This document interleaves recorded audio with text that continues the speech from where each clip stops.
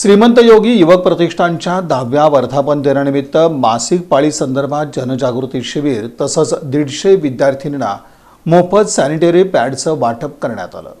श्रीमंत योगी युवक प्रतिष्ठानच्या वतीनं कुंभारी रोड वंदना पार्क जवळ साईबाबा प्रशालेत मासिक पाळी सॅनिटरी पॅडबाबत शिबिर घेण्यात आलं।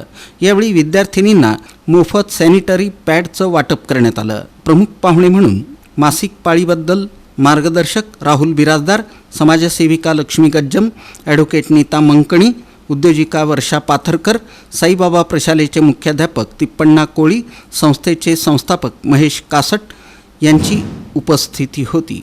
यावेळी राहुल बिराजदार यांनी मार्गदर्शन केलं।